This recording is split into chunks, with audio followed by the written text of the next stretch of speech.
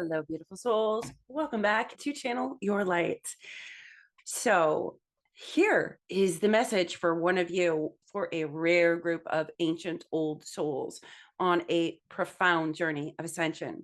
We had to isolate you in order to isolate your energy so that you could do this great purge and also this great reclamation. Deep soul healing work is when we're recalling fragments of our power. So every dynamic you've had in the past, they talked about the past a lot. And it wasn't so that we can go back to the past. This is what they were showing me. So they said, may the past remain as the past and the future remain as the future. Be here right now. Be with your breath. The past arises only to be released right here in this moment.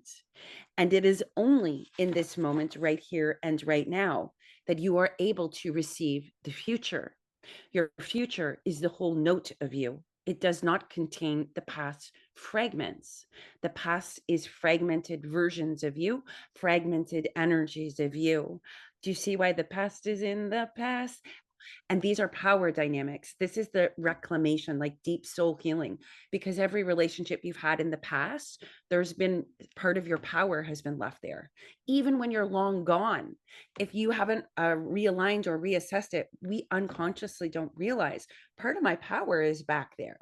You've been recollecting, reclaiming, saying, no, I revoke permission for my power to be anywhere. You can expect such an expansion of energy, lightness, freedom, creativity, downloads, just pure, sheer, fucking brilliant alignment to be in your life this month. Yes, it's deep soul healing, but what are you doing? You're calling back the soul, calling back its power, calling back its knowing, which automatically ignites this wholeness of energy, the whole note of you. So they want to show you this process so you can actually, I feel like, see it in real time. And we're going to talk about time because then they showed me the Chronos, the ultimate time, Saturn cycles, identities. That's what you've been doing, preparing for this time. It's all been in preparation for you, for your soul to go along this journey. But this part of reclamation, that's why the past was arising. As it said before, the past arises to be released in the moment right now. And then only in this moment right now, once it has been released, are you able to receive the future. And then you move on the journey of the future. The imagery they showed me, it was like a mountain. So here's you, here's the past, and you and your power that's been whatever. Something will arise from the past, synonymous with it, synchronistic, a feeling, emotion, a memory. It will arise to this moment right here, right now, where you are at, to be released, to be felt, to be heard, to say, I revoke permissions and I forgive. I forgive not because I condone, I forgive because I no longer am healing whatever power I left with you. When I forgive, I'm actually just becoming all of me. You're giving it to you. That's what forgiving, you're giving it to you. You're giving release to you. So the past arises up the mountain, arises from within us to this moment right here, right now, to be released, forgiven, let go of, integrated and understood, which frees up all this energy because you've taken back your power there. You have space to receive the future. You see the vision, you get the feeling, you get the nudge, the intuitive guidance, which then takes you down on this journey. You come back down, you take that upper knowledge, that divine wisdom of your soul for that future, now that there's space for it, and you go down into this journey and you take the steps you need and you go the places you need to go. And then you come back up here. This moment right here, the second you get here, you go on that journey. This was the future coming down to be lived here. But this is the future right here where you're at right here. You're in the future. And that moment right there is now the past. And the past arises again for you as you come up here to learn something new and come down again into the future. So it's this journey over and over and over again. Sometimes seeing it in a graphic video really makes it hit. This is twofold process of the experience. Your past arose there in the moment in that place, so you could reclaim your power, forgive, ground, find your soul again, and begin this journey. But this is how your journey is always going to be. The mountains don't represent highs and lows. They're processing of the past, perceiving the future way and what way to go. That's what it represents. Here's the twofold for you. These are also your lifetimes. Every peak is the culmination of a lifetime. So notice the last drawing was we started down at the past and we went up to release it. The past arose. That's the general process for you in everyday life of how you're divining, how you're moving through energy, how you are reclaiming your power, how you are releasing and becoming your whole note. This is the flip side, is the incarnation. Here's the soul, here's the consciousness. And you come down into this life and you live this life and you experience. And in that life, you have that process we just described and showed of these ups and downs of the journey. But then you come up to here. When you go home from this particular incarnation, you release all of it from this life and you enter into the spiritual realms unencumbered by the body or the logical mind. And then you do it again. You have been here multiple lives. You wouldn't be connecting with me, feel drawn to me, or feel safe with me if that wasn't a truth deep within you. You know this. You know why certain places feel right, why you're drawn to certain things, why certain people feel a certain way. This is because you have been here many times. This particular lifetime is not a lifetime for you to, just come and experience. Every lifetime has been layered to give you multitudes of experiences, good, bad, poor, rich, dark, light. There's all these different experiences you've had through multiple lifetimes. This particular lifetime is huge. You are ascending through all the identities of all those lifetimes at once. This is why you lived all of them. All of them create the whole note of you, the whole expression of you. But this particular lifetime is the one that you release all of your soul's incarnations, all the blueprints, all the lessons, and you become this beautiful diamond jewel who's not only soul led, but it comes from such a whole space that there is nothing but you, nothing but divinity, and nothing but reverence for you, which means there's nothing but reverence for everyone around you. Is a process that we go through in the midst of a lifetime. But for you, this is twofold because you don't recognize the level that you're at. And that's not an ego thing. And it doesn't make you better than everybody else. It's not about a hierarchy. It's about recognizing the self. And it's about recognizing what you've been doing. It's like bringing from the hidden realms an illumination of the depth and the breadth of what your soul has actually been doing over millennia. Side note. So I want to go to the time piece now. So the past is in the past. Let it go.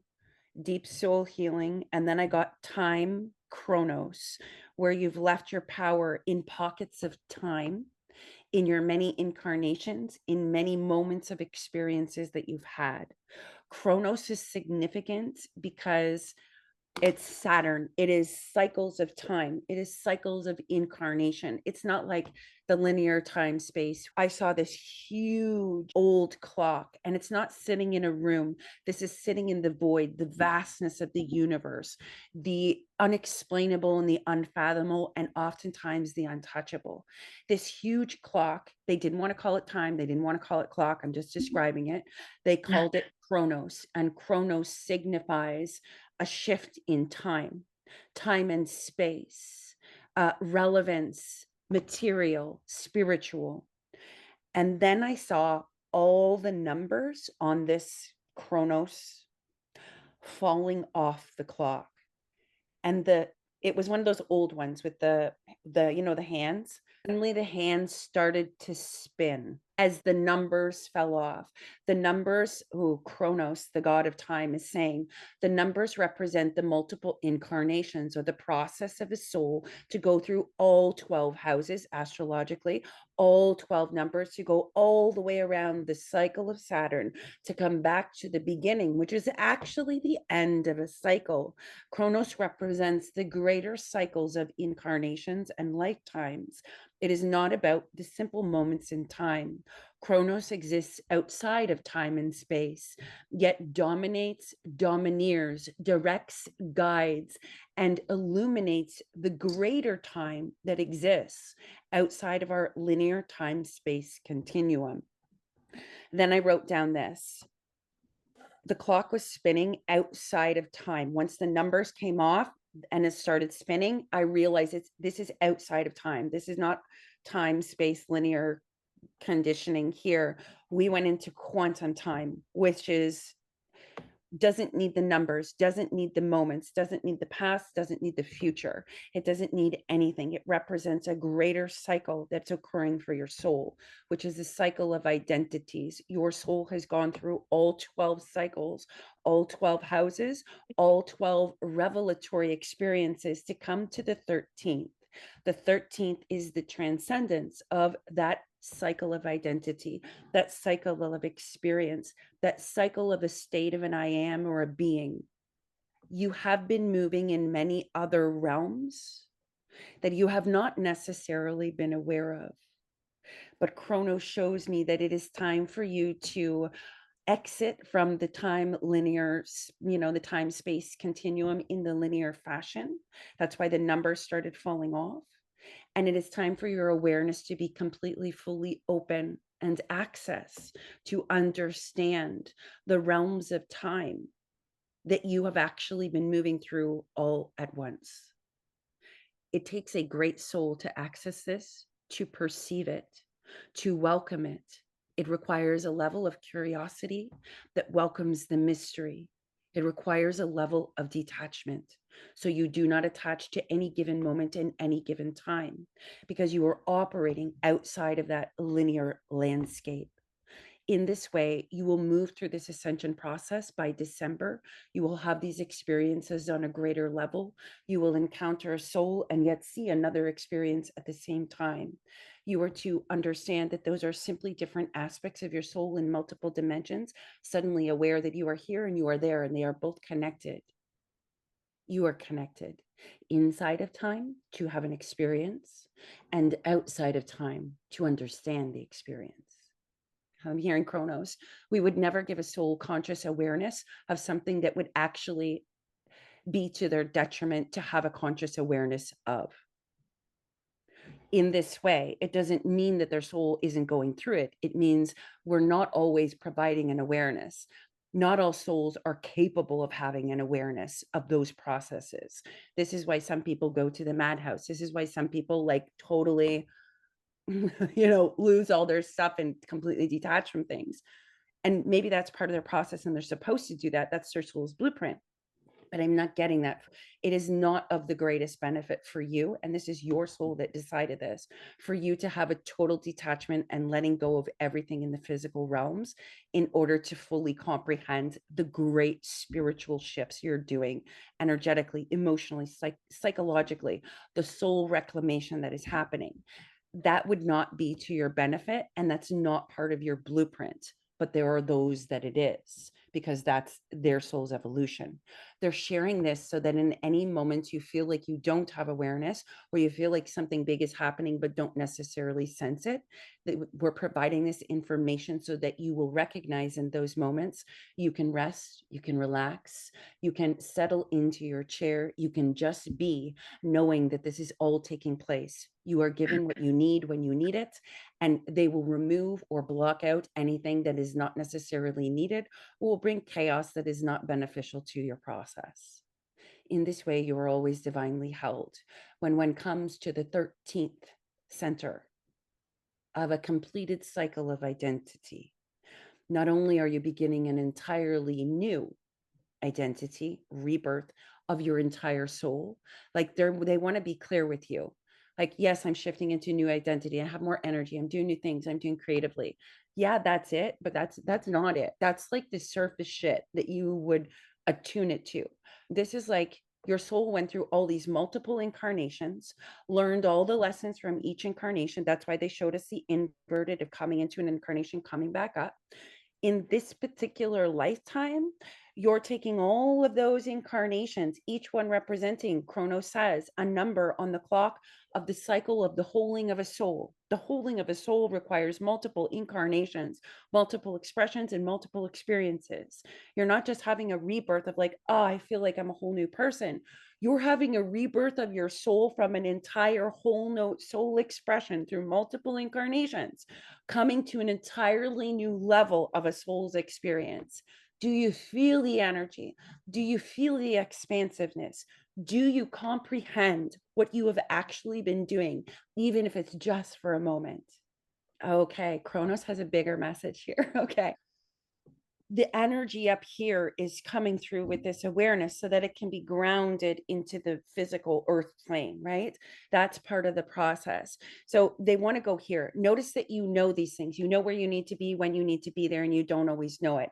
And you're hard on yourself because you think that you should know something or there should be a tangible reason for it outside of you. But the truth is, this massive spiritual shift that's happening is because your soul has hold and is preparing to, it's just gathering, reclaiming. The past is in the past, right? That's why they say the past only arose so that you could release it, so that you could do this. And this is multiple incarnations. Like, that's enormous. You know where you need to go, you know where you need to be, and you know what your purpose is. Now think about why that is, because your soul is here on a mission. Your soul is here on a mission to live out its full-blown whole note identity that is a culmination of the process of multitudes of lessons over multiple incarnations and expressions and experiences of your soul to come to the whole of it. This is beneficial for the collective because not only are you graduating, side note, to put it in a regular term, not only are you graduating, but your graduation serves the collective at this time, because your graduation and the whole note of you helps those who are on the number 4 o'clock, the one who's at 7 o'clock, the one who's at 12 o'clock. The purpose and the mission is now you get to be the whole note of you in this beautiful, grounded, present energy that is neither tied to the past nor tied to the future. It is just here, it is just now.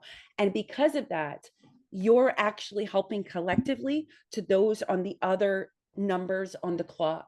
Chronos says that this is a message for those souls who are here to ascend, the old ones, the ancient ones, the ones who have deep and profound memories, the ones who are ready for their culmination, for their graduation, which may appear to be in this single lifetime in your experiences, but it is multiple lifetimes. Why do you think you have been through what you have been through? Why do you think you have gone to the places you have gone? They have all been recollections, reclamations, and remembrances of past incarnations coming to a close, coming to a culmination.